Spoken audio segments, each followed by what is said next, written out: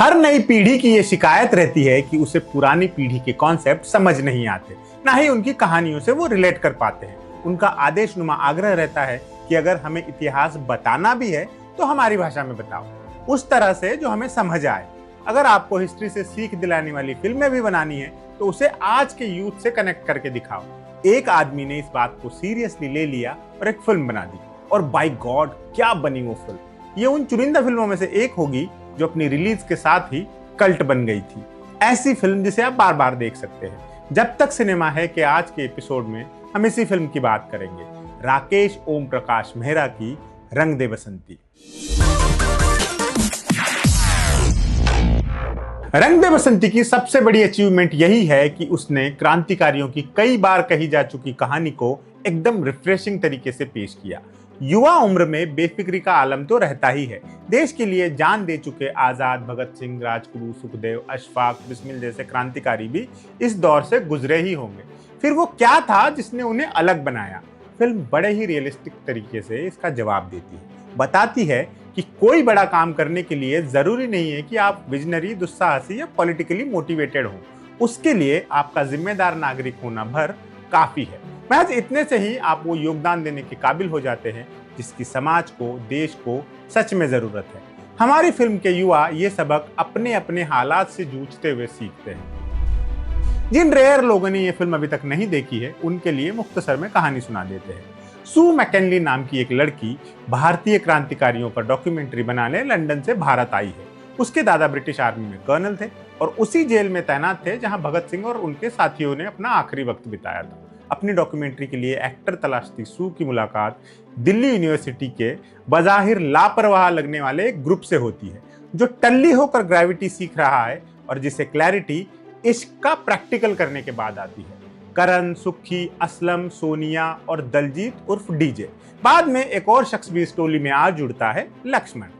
शुरुआत में डॉक्यूमेंट्री को लेकर नॉन सीरियस इन लोगों की वक्त के साथ इस प्रोजेक्ट में रुचि बढ़ती ही जाती है। फिर उनकी निजी जिंदगी में भी कुछ ऐसा होता है जिससे उनको एहसास होता है कि क्रांति की एक आग तो उनके सीने में भी धधकने लगी है।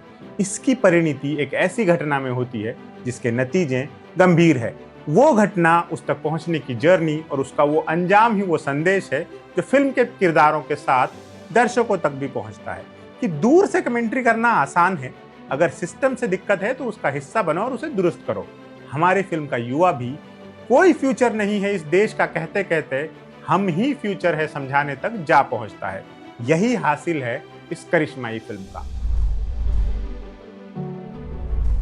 फिल्म के कुछ कमाल के सीन्स पर बात करेंगे, लेकिन हमेशा की तरह ये जान लीजिए कि आगे स्पॉयलर्स हैं। फिल्म के एक सीन में ये तमाम लोग एक रेस्टोरेंट में बैठकर गप्पे मार रहे हैं। उसी तरह की कैजुअल टॉक जो हम सब ने कभी न कभी अपनी जिंदगी में की है, अपने दोस्तों से, ऑफिस के साथियों से, रिश्तेदारों से वगैरह वगैरह। इस देश का कुछ नहीं हो सकता टाइप्स। ये पूरा सीक्वेंस ही शानदार है जहां आप हर एक के तर्क से थोड़ा थोड़ा सहमत होते हैं। जब असलम कहता है कि यहाँ जिंदा रहने की लड़ाई में लोगों की जिंदगियां निकल जाती हैं, तो आप तत्काल सहमत हो जाते हैं कि यार सही तो कह रहा है। फिर करण की इस बात से भी आप रिलेट करते हैं कि सिस्टम बदलने की कोशिश करो तो सिस्टम तुम्हें ही बदल देता है। लेकिन फिर फ्लाइट लेफ्टिनेंट अजय राठौर की उस बात से भी आप एग्री हैं कि हम सबके पास कुछ न कुछ है, बस पहचानने की देर है। ये सीन बिना प्रीची हुए युवा पीढ़ी की उस कश्मकश को जबान देता है जिससे उम्र के उस दौर में हर नौजवान जूझता है। हम सब वहां थे, हैं, और आने वाली जनरेशन भी इसी प्रक्रिया से गुजरेगी। मिलेनियल्स हो या जेनजी, इस कश्मकश से कोई आजाद नहीं।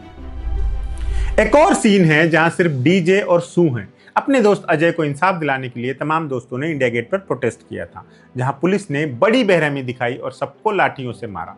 सभी को चोटें आई हैं और अजय की मां तो कोमा में चली गई है। सू डीजे को अपने यहाँ ले आई है, उसे एक प्लेट में थोड़ा सा खाना परोसती है। माहौल में बेइंतहा मनहूसियत है। डीजे एक निवाला खाता है, लेकिन उसे निगल पाना उसके बस का नहीं है। वो बेहद टूटी हुई आवाज में कहता है, हर तरफ सब कुछ बिखर रहा है, मैं खड़ा तमाशा देख रहा हूँ, हम जैसों की कोई औकात ही नहीं है यार। यह कहकर डीजे फूट फूट कर रोने लगता है। उस निराशा, उस बेबसी को आप महसूस करते हैं। आमिर खान ने इस सीन में घबराए हुए युवक की तड़प को दर्शकों तक मुकम्मल तौर से पहुंचाया है। जब अंत में वो थक कर सो जाता है तो सू कहती है, डीजे को सोते हुए देखकर एक अजीब सा ख्याल आया। शायद वो सो नहीं रहा था, शायद वो जाग रहा था, शायद सब जाग रहे थे। ये बहुत इंपैक्टफुल सीन है जो उसके क्लाइमेक्स की नींव भी रखता है। इसके अलावा आकाशवाणी में घटित होने वाला क्लाइमैक्स सीन और रेडियो पर लोगों से डीजे और करण के सवाल जवाब सब कुछ कमाल का है। जब इन तमाम पागलों को ये यकीन हो जाता है कि आग उनमें ही कहीं दबी थी और अब उनके रूबरू सिर्फ रोशनी है। रंग दे बसंती की बात इसके गानों के बिना मुकम्मल हो ही नहीं सकती। क्या ही गजब एल्बम था ये। ए.आर. रहमान का संगीत और प्रसून जोशी के बोल शाहकार लेवल का क्रिएशन थे। टाइटल ट्रैक ने तो जो धूम मचाई सो मचाई, मस्ती की पाठशाला ने भी क्रेजी तरह से हिट्स बटोरे। खलबली है खलबली तो जोशीले नौजवानों को जैसे एंथम ही बन गया था। इस फिल्म के गानों की एक खास बात यह भी थी कि ये फिल्म में फिलर के तौर पर नहीं मौजूद थे, कहानी का बाकायदा हिस्सा थे और नरेशन को आगे ले जाते थे। जैसे इंडिया गेट पर लाठीचार्ज के बीच जब एकदम से कुछ कर गुजरने को खून चला बजने लगता है तो किरदारों के आक्रोश में आप खुद को भी सम्मिलित पाते हो।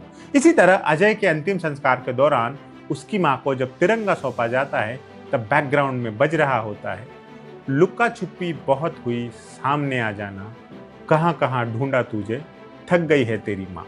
इस सीन में कोई विरला ही होगा जो अपने गले को भर आने से रोक पाया होगा। किसी के अंतिम संस्कार के वक्त लोरी नुमा गाना प्लेस करने का आइडिया जिसका भी था, बड़ा ही असरदार साबित होता है। जाने वाले के करीबियों की पीड़ा स्क्रीन के सामने बैठा दर्शक भी महसूस कर पाता है। ऊपर से गाने के बोल कमाल है। बोल तो तमाम गानों के कमाल है। इस वाले प्रसून जोशी को हम सब बड़ी शिद्दत से मिस करते हैं। जैसा कि हम पहले भी कह चुके हैं, रंग दे बसंती हिस्ट्री से सीख लेकर वर्तमान की गलतियों को सुधारने का मैसेज डिलीवर करती है, वो भी बिना ज्ञान बांचने का आडंबर किए। देश में फैले करप्शन और सांप्रदायिकता पर फिल्म टिप्पणी तो करती है, लेकिन उसके लिए एक रियलिस्टिक सेटअप का सहारा लेती है। महज किरदारों से डायलॉग बुलवाने भर पर सीमित नहीं रहती।